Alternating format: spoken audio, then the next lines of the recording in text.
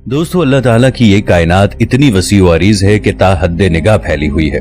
हम इस बात का अंदाजा इस तरह भी लगा सकते हैं कि अगर कोई साइंसदान खला में जाने के लिए कोई स्पेस क्राफ्ट बनाए जो 3 लाख किलोमीटर फी सेकंड की रफ्तार से सफर करे, तो तब भी हमें अपनी ही गैलेक्सी से बाहर निकलने के लिए 1 लाख साल तक का वक्त दरकार होगा।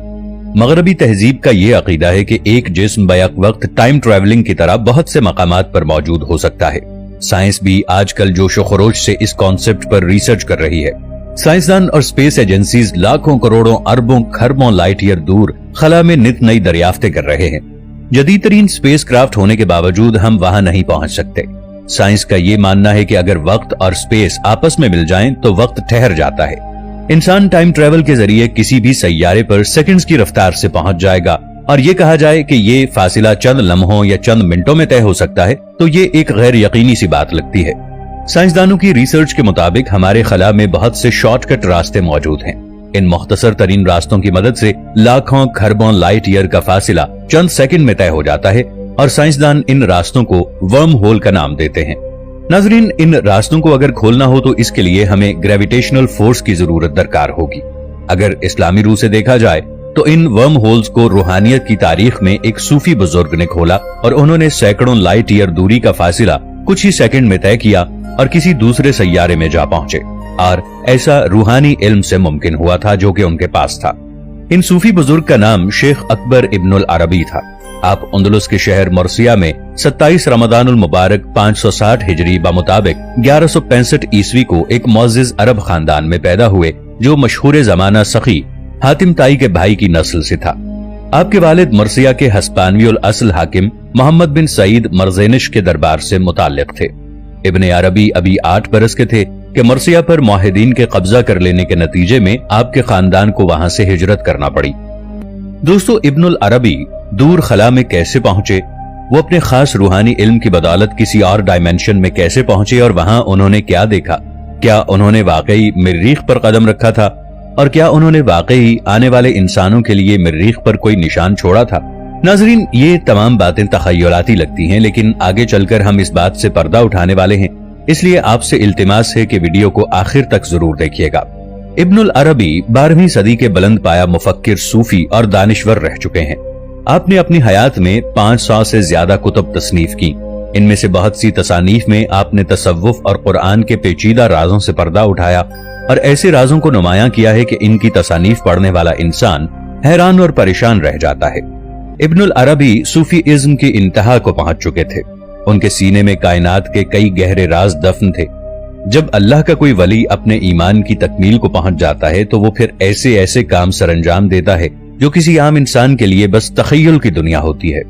इब्नुल अरबी के कहने के मुताबिक वो रूहानियत के जरिए ऐसी दुनियाओं तक पहुंचे हैं जो हमारी जमीनी दुनिया जैसी ही थी। रूहानियत की दुनिया में एक मकाम ऐसा था जहां हर तरफ खुशबू ही खुशबू थी। वहां पर चलने फिरने वाली मखलूकात की रफ्तार इस कदर तेज थी कि एक आम इंसानी आंख उसे देख नहीं सकती थी। दोस्तों, ये तमाम बातें इब्नुल अरबी की तसनीफ अल फतुहातुल मलकिया में आज से 850 साल पहले लिखी हुई मिल जाएंगी। इब्ने अरबी ने टाइम डिफरेंस के इस तसव्वुर को आइंस्टाइन की थ्योरी ऑफ रिलेटिविटी के तसव्वुर से 750 साल पहले पेश किया था। इब्नुल अरबी ने दूसरी दुनिया में जो मखलूक देखी वो हम आम इंसानों जैसी बिल्कुल नहीं थी। जदीद दौर में इस मखलूक को एलियन कहा जाता है। इब्नुल अरबी को सबसे खूबसूरत सैयारा वो लगा जो जाफरान से बना हुआ था। वहां सोना, हीरे और जवाहिरात कसरत से जा बजा पड़े थे, और इस कदर कीमती धातें थी जिनको पहले कभी किसी ने नहीं देखा था। वहां के लोगों का रंग दूध की तरह सफेद था। वहां की जमीन नूर की तरह चमकती थी। वहां हर तरफ मेवे और फलों की कसरत थी। इस जमीन की एक खूबी ये थी कि अगर वहां से कोई फल तोड़ा जाता तो वो फौरन उसी जगह पर एक नया फल निकल आता था। वहां के लोगों में अमले तौलीद का तरीका नहीं था। वो लोग पौधों की तरह जमीन से निकलते थे। वहां के लोग न पानी में डूबते थे, न आग उन्हें कोई नुकसान पहुंचाती थी, और ये मखलूक जिस सैयारे में जिंदगी गुजार रही थी, इब्ने अरबी ने इस सैयारे को मरीख का नाम दिया। इब्ने अरबी के कौल के मुताबिक उन्होंने मरीख पर एक निशान छोड़ा है।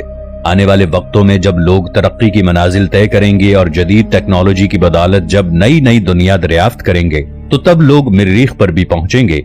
तो वो मरीख पर मेरे इस निशान को देखेंगे तो लोग जान लेंगे कि मेरा ये सफर हकीकत पर मबनी था।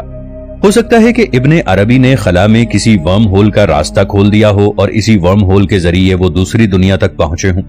अक्टूबर साल 2021 में एक खलाई मिशन जो कि नासा की तरफ भेजा गया था, इसने मरीख सियारे की कुछ तस्वीरें कैप्चर की थी। तब साथ ही मरीख की सतह पर एक निशान भी कैप्चर किया गया था। अगर इस निशान को गौर से देखें तो अरबी में सलाम लिखा हुआ नजर आएगा। मरीख पर मौजूद इस निशान को हम गूगल मैप के जरिए भी वाज़ेह तौर पर देख सकते हैं।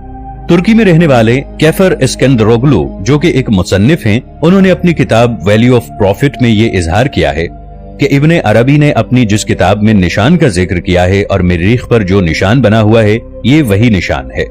साइंसदानों के मुताबिक इब्नुल अरबी की किताब पर काफी रिसर्च की जा रही है और वो ये मालूम करने की कोशिश में है कि इब्नुल अरबी ने कायनात में दूर दराज के मकामात पर कैसे सफर किया और किस तरह वहां पहुंचे।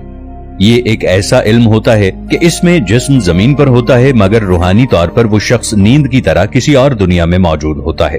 इसकी एक मिसाल हजरत सुलेमान अलैहिस्सलाम के दौर की है, जब यमन की शहजादी का तख्त पलक झपकते ही हजरत सुलेमान अलैहिस्सलाम के सामने हाजिर हो गया था।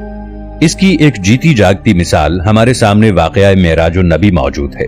ये एक ऐसा सफर था जिसमें हमारे प्यारे नबी हजरत मोहम्मद सल्लल्लाहु अलैहि वसल्लम एक लम्हे में सातों आसमान तक पहुंचकर वहां की सैर कर आए थे, मगर इसमें एक वाज़ेह फर्क था।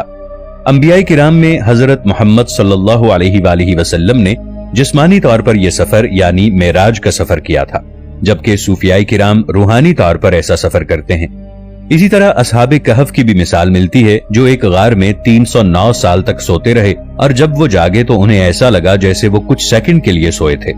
इब्नुल अरबी के कौल के मुताबिक अगर एक इंसान अल्लाह ताला पर कामिल यकीन रखे और इसके साथ किसी को शरीक न ठहराए तो वो रूहानियत के इल्म से बहरावर हो सकता है और फिर वो रूहानी तौर पर खला में कहीं भी सफर कर सकता है, तो चाहे वो मरीख में भी सफर करे। मरीख दरअसल पुराने वक्तों से ही सुर्ख सैयारे के नाम से मशहूर है, क्योंकि इसकी सतह सुर्खी या जाफरानी रंग की है। इब्नुल अरबी ने इस दुनिया के मुतालिक भी लिखा था। अमेरिका और बहुत सी यूरोपियन कंट्रीज मरीख में अपने बहुत से मिशन भेज चुकी हैं।